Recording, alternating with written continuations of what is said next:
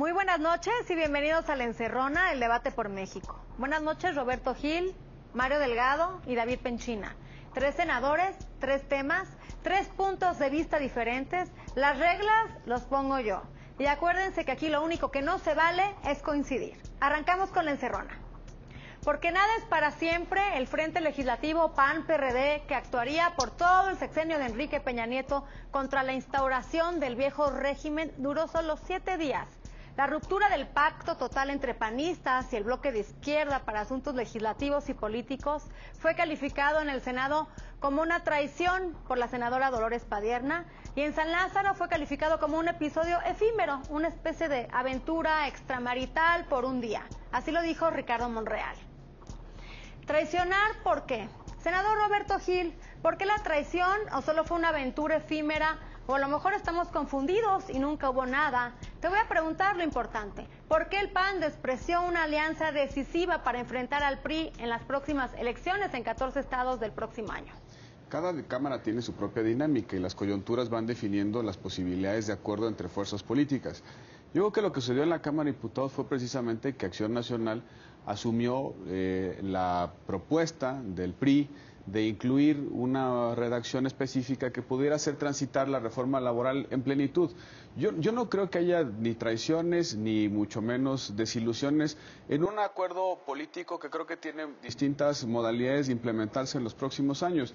Somos dos fuerzas políticas con importante representación en el Congreso, somos las fuerzas de oposición, tenemos no solamente agendas comunes, sobre todo en materia política, y también existen las posibilidades de ir pactando ciertos temas en común frente al próximo gobierno. Yo creo que es muy pronto, tanto para dar por desahuciada ese bloque legislativo, pero también insistir en una cosa: Acción Nacional no se va a comprometer a una sola posibilidad de acuerdo político, va a ir construyendo las agendas en función de las coyunturas con una fuerza política o con otra. Senador Mario Delgado, ¿qué propició la traición de Acción Nacional? Si decidiera el PAN darle una nueva oportunidad a las alianzas para evitar que se instaure el PRI como poder hegemónico, ¿volverían a pactar? Pues lo traicionó su naturaleza. El PAN yo creo que se siente más cómodo siendo el patiño del PRI, regresa a ese escenario y pues ahí van a estar. Yo creo que van a estar 6 años, vamos a ver qué coyunturas se presentan, en donde Acción Nacional sí se quiera comprometer con el país. Y lo más importante ya no es si estuvieran con nosotros o no, si fue una canita al aire o no, lo más importante es lo que están apoyando, que me parece increíble que estén apoyando a estas dirigencias que son las que dan sostén al PRI, que haya pues líderes sindicales corruptos, que no le informen a sus trabajadores en qué se gastan sus cuotas, que se elijan ahí entre ellos y lleven años y años en el poder. Eso es lo importante, eso fue finalmente lo que se apoyó, eso fue finalmente lo que volvió a unir al PAN y al PRI en la Cámara de Diputados. Vamos a ver qué pasa. Si dice el senador Gil, cada cámara tiene su dinámica, bueno, pues vamos a ver qué pasa en el Senado en esta semana. Senador David Penchina, ¿qué dice el PRI? ¿El PRI teme a las alianzas para los futuros comicios y futuras reformas? No, el PRI no teme a las alianzas para las futuras reformas. Yo lo que creo es que la alianza va a tener, y aquí está la prueba en las intervenciones de mis compañeros, un juego intermitente en dos fuerzas políticas que en el fondo están divididas y están vulneradas a sí mismas. Una por haber perdido el poder y quedar en tercer lugar, otra que es el PRD, que no sabe qué hacer porque su único líder, o el único que han tenido en la última década, pues se les fue de su partido y ahora andan buscando identidad propia. Creo que la amalgama de esas alianzas va a ser electorera, allá ellos, es legal tener alianzas, pero me parece que el electorado también merece el respeto de la claridad de una agenda y no de amores que por un día duran una ventisca y no le dan certidumbre al país. A mí me parece que la alianza del PAN y el PRD va a ser como entre amor y odio, va a ser temático, pero sobre todo hay que tener presente que la alianza de fondo tiene que ver con su sobrevivencia electoral, porque no saben qué hacer para ser competitivos electoralmente. Senadores, tienen 1 minuto para contrarreplicar a sus compañeros. Senador Roberto Gil. Lo que es verdaderamente preocupante es que estemos discutiendo sobre las alianzas entre las dos fuerzas opositoras, entre el PAN y el PRD, y no estemos discutiendo cuál es la estrategia que tiene el PRI para negociar la construcción de mayorías ahora que van a hacer gobierno. Es más importante por lo que parece, incluso en la propia argumentación del PRI, las alianzas entre fuerzas opositoras, que una definición de con quién van a construir ciertas agendas por parte del próximo gobierno. Es normal, es parte de la desorientación, no es lo mismo gobernar en un régimen autoritario que gobernar en un régimen democrático. Quizá no se acuerdan que no tienen mayoría en ninguna de las dos cámaras, que tienen que pactar con otras fuerzas políticas, y lo que me parece verdaderamente preocupante es que el PRI no tenga una disposición a construir una alianza estable con alguno de los partidos o bien con los dos. Eso implica en buena medida el extravío político al que están siendo sujetos en esos primeros momentos de la nueva administración. A mí me parece que es tener muy corta memoria y tener una reflexión verdaderamente hueca ante un argumento de que el PRI no sabe hacer alianzas. El PRI lleva 12 años fuera del poder. Estamos a menos de 20 días de que cambien los poderes, particularmente el poder ejecutivo, y en esa medida el PRI puede dar cuenta y demostrar cómo durante 12 años, por bien del país, realizó alianzas temáticas para poder aprobar diferentes circunstancias nacionales, no solo en el ámbito político, Roberto, en el ámbito económico. Se te olvida seguramente que, pese a lo que ustedes digan y pese a la mediocridad de los argumentos del PAN de por qué y cómo perdieron el poder por ser un mal gobierno, les dimos 12 años consecutivos, por ejemplo, en una materia dificilísima, presupuestos por consenso. Me parece que el tema de sus alianzas, sus arreglos y desarreglos, a menos de 60 días de haber iniciado un Congreso, que en la primer ventisca su alianza se disuelva, esa es la madurez de sus ideas y lo inestable de la solidez de sus fuerzas partidarias propias. No es nuestro problema, ese es el problema de ustedes. Yo creo que en el fondo hay un reclamo válido del senador Penchina de esta aventura que tuvieron con el PRD. No, nosotros no tenemos porque aventuras, realmente usted, la aventura es del PAN, ustedes, no es nuestra. No, pero tú eres el que está reclamando fidelidad. No, yo nada más digo, porque contesto a lo que dijo Roberto Gil. En el fondo no es una coyuntura, coincido con lo que dice Gil, aunque no debo coincidir, pero hay una coincidencia mayor entre Acción Nacional y el PRI, que es el modelo económico que han defendido en los últimos años, y ahí sí no hay ninguna diferencia. Por eso va a haber coyunturas legislativas, pero si tanto les duele, Mario, pero en el fondo si están tanto defendiendo les duele lo la mismo. alianza del modelo económico, si tanto lo repudian, si tanto lo rechazan, si tantas cosas dicen todos los días y amenazan con tomar las calles porque no nos permiten hacer reformas. ¿Quién amenaza con Ustedes, López Obrador acaba de amenazar. Sin conocer la reforma energética, López Obrador hoy ya está amenazando con tomar las calles porque nos atrevemos a hablar del tema. Perdóname, ese es un hecho consecutivo. A ver, el problema es que si les duele tanto el modelo económico, si nos insultan tanto, si dicen que es lo peor del mundo, a ver, nosotros no les dijimos que se aliaran con el PAN. No, pero no salíamos con un asunto económico. Es un asunto no de ustedes. A la gente. El tema laboral es la un asunto económico, no, te lo puedo pero no nos salíamos cuando quieras te lo demuestro. En los sindicatos, ahí sí nos salíamos. Cuando quieras te lo demuestro. Dijiste todo hace un momento que había habido en los últimos años disposición del PRI para pactar agendas, hacer alianzas legislativas y construir mayorías. Muchísimas. Si esa es la disposición que ha tenido el PRI durante 12 años, asumo que esa será la disposición desde el gobierno. Temáticamente, ¿Qué Roberto, de extraño tiene entonces que dos partidos políticos que en una Cámara forman una mayoría se unan para impulsar nuevas agendas? ¿Dónde está lo antinatura, me estás lo antipolítico, lo antidemocrático? Te voy a contestar. Sí nos parece extraño que hace 6 años esta izquierda nunca los reconoció como poder. López Obrador, lo más bajito que le dijo Felipe Calderón fue espurio. Las agendas del PAN y del PRD no se parecen en nada. Yo por eso afirmo, y no te enojes, que su alianza es electorera. Díganlo como es. A ver, yo nunca he dicho que las alianzas sean ilegales, las prevé la ley. La ley permite que se alíen, no me parece extraño, pasa en muchas latitudes del mundo. Pero ustedes se aliaron para ser competitivos en el 2013, ustedes se aliaron para ser competitivos electoralmente en el 2013 y no aguantaron ningún tema, ni siquiera el primero. Las alianzas esa es la verdad. son por responsabilidad de Estado, es una cosa muy democrática. Las alianzas que hacen de partidos políticos, dices al PRI, son antinatura. No, son electoreras, no son antinura, son electoreras. Punto. Que la gente juzgue. Señores legisladores, entonces nunca van a vamos pactar con el el PRD. segundo tema de la Entonces, encerrona. A ver, ahorita vas a ver varios que sí. PAN y PRD en el Senado trabajarán en conjunto con el próximo jefe de gobierno, Miguel Ángel Mancera, para concretar una sola iniciativa que haga posible una reforma política para el Distrito Federal. Transformar la capital del país en un estado implicará abrir un amplio debate sobre el futuro de la capital en las próximas décadas. La autonomía constitucional, la deuda pública, las facultades de nombramiento del secretario de Seguridad Pública y del Procurador de Justicia serán torales en esta discusión.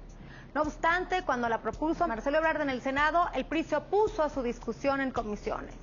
Hoy, Emilio Gamboa ha dicho que se puede avanzar en la reforma política del Distrito Federal, pero si se aprueba o no dependerá de la voluntad de los 128 senadores. Senador Mario Delgado, un gran pendiente que deja Marcelo Ebrard. ¿Qué cambiaría si contáramos con la autonomía del Distrito Federal? Bueno, cambiarían varios aspectos de la vida de la ciudad y sobre todo su proyección futura. Yo creo que para mí el cambio más relevante está en la economía de la ciudad, la posibilidad de que la ciudad decida su financiamiento. Es decir, que no tengamos que ir a la Cámara de Diputados año con año a convencer a diputados de todo el país, de Chiapas, de Baja California, de Tamaulipas, convencerlos por qué necesitamos el financiamiento, por ejemplo, como fue la línea 12 del metro o el drenaje profundo, que la ciudad pueda decidir, que tenga su propia capacidad de endeudamiento y eso le da la posibilidad de planear su infraestructura en el mediano y largo plazo. Si eso ocurre, pues tendríamos una ciudad más competitiva, con mayor posibilidad de crecimiento, como lo hacen otras ciudades en el mundo, que tienen pues ya planeado su infraestructura, tienen una maqueta gigante, donde dicen, esta es la ciudad en 15 años, esta es la ciudad en 20 años.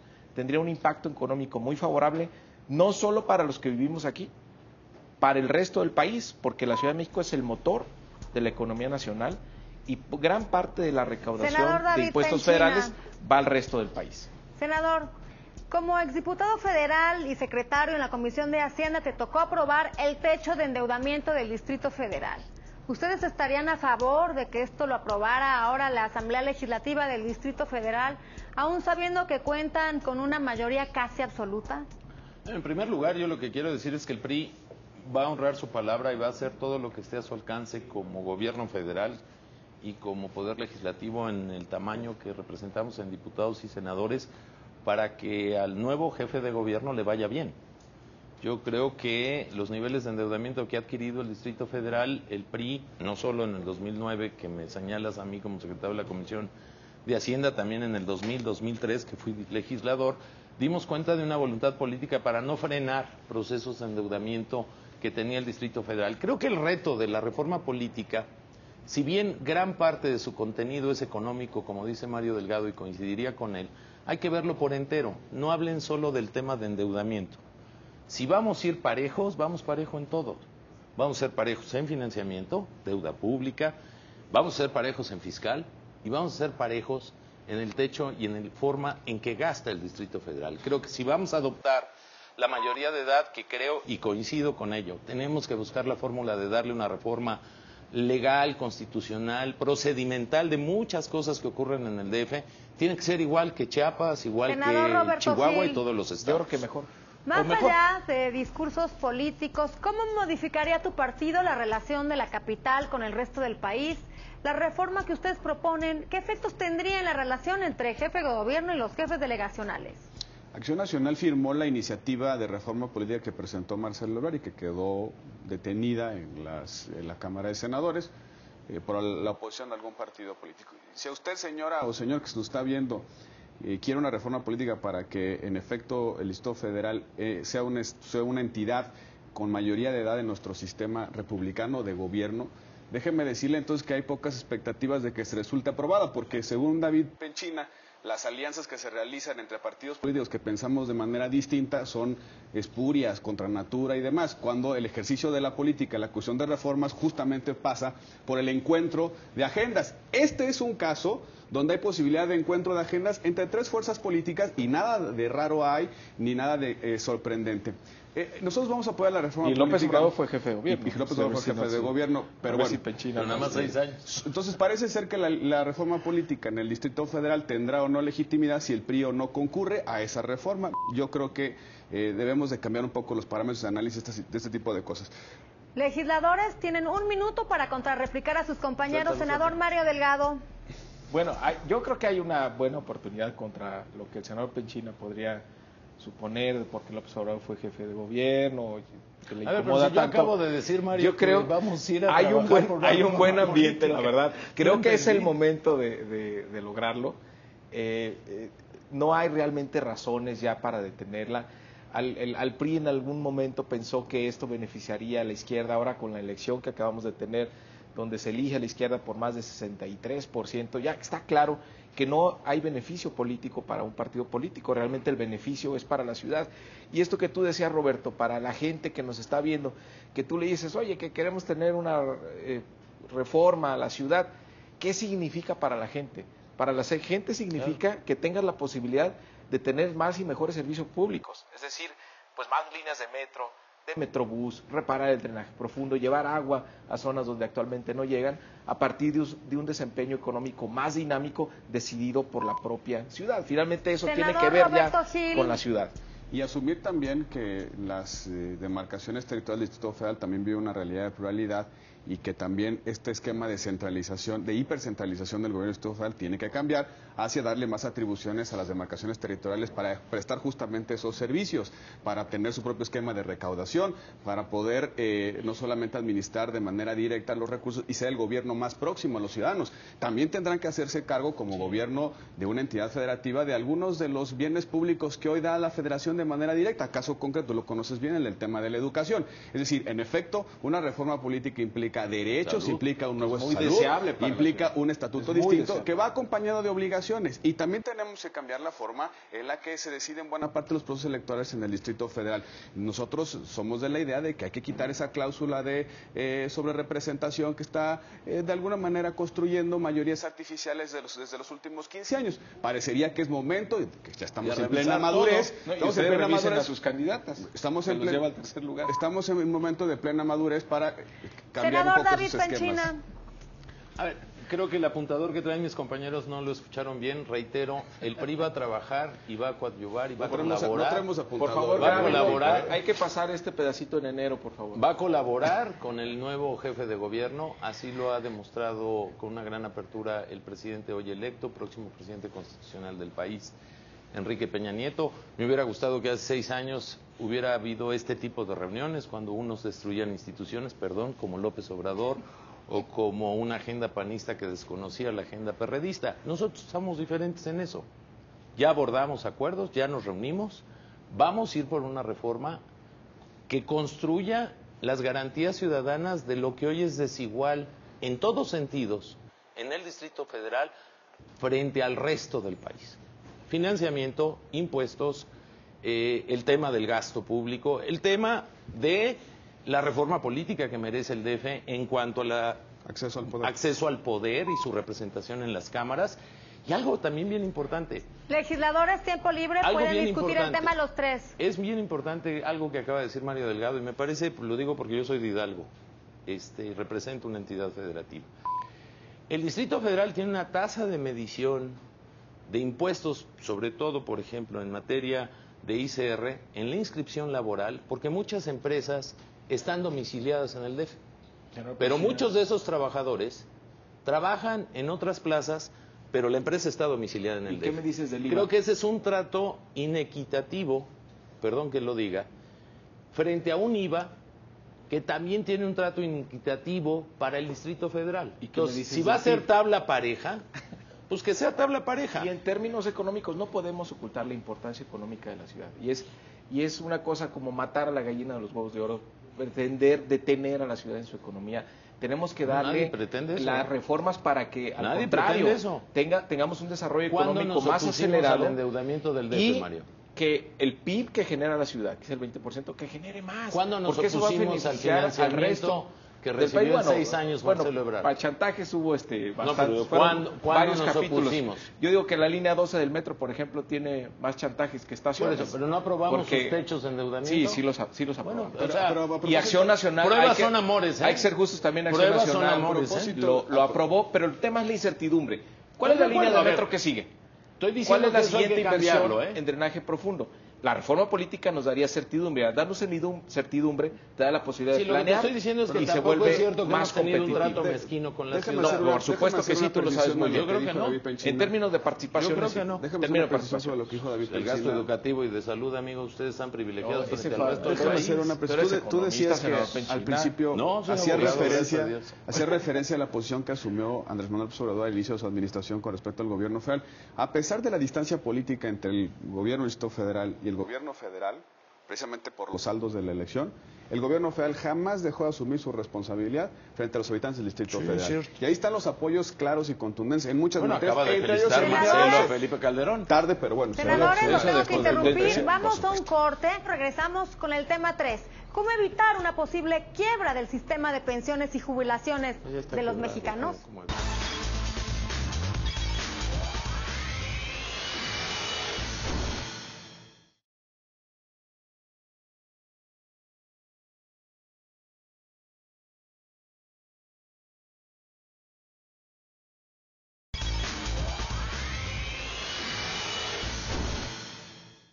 Comienza la discusión por el presupuesto del año 2013.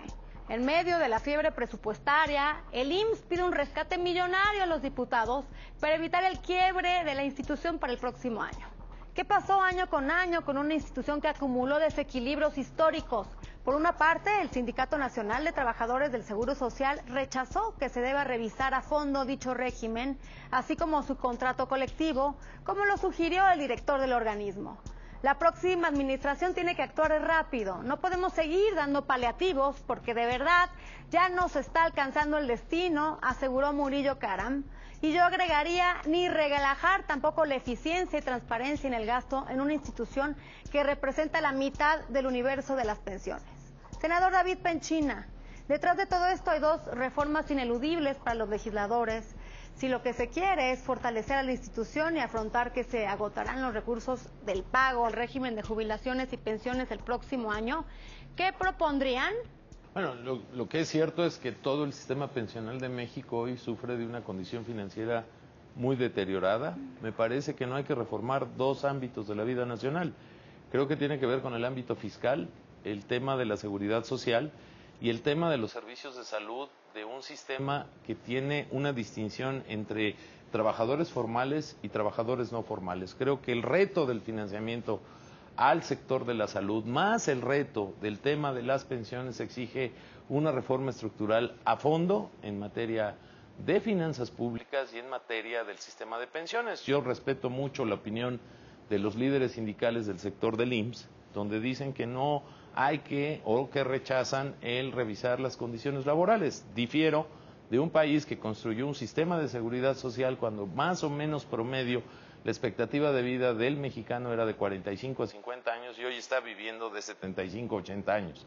Creo que eso cambió radicalmente el tema del valor pensional y revisaría a fondo qué se hizo con el fondo de pensiones. Te hago la misma pregunta. ¿Qué retos enfrenta México en materia pensionaria? ¿Cuál es la decisión más difícil que se haya tenido que tomar en los últimos años o que se deba tomar para el pago de jubilados y pensionados? Muchas de las veces se plantea la reforma fiscal en términos de modificación a los tributos, modificar el ISR, modificar el IVA, quizás revisar el gasto, la ley de coordinación fiscal, pero a veces se pierde de vista la enorme carga fiscal que supone el sistema de pensiones en el país, no solamente el del IMSS, sino también está el de Pemex, el del ISSSTE, que afortunadamente en esta administración logró corregirse en buena medida y nos ha permitido que el Estado mexicano ahorre el 20% del Producto Interno Bruto, que eso es lo que costaba el sistema pensionario del ISSSTE. La verdadera reforma fiscal debe tocar estos aspectos, como bien decía David Penchín. Es una reforma impostergable que evidentemente en esta administración se hizo un esfuerzo para tratar de sanear desde el punto de vista administrativo el sistema de pensiones del IMSS, pero eso no ha sido suficiente. Tenemos que encontrar mecanismos de financiamiento directo al Instituto Mexicano del Seguro Social, quizá con la fórmula de recursos presupuestarios que financien el propio sistema, y también homologar el Instituto Mexicano del Seguro Social al sistema de pensiones a través de cuentas individualizadas. Senador Mario Delgado, se proponen alternativas que van desde aumentar la edad de jubilación hasta definir un nuevo esquema de cuentas individuales para el retiro. ¿Cuáles serían los beneficios de una nueva reforma a los sistemas de pensiones? Bueno, los sistemas de pensiones en todo el país, como ya se ha comentado aquí, pues sí, son una bomba de tiempo. No tenemos ni siquiera la claridad de las cifras. porque están los sistemas de pensiones estatales, las universidades, el sistema del IMSS, el Pemex, en fin.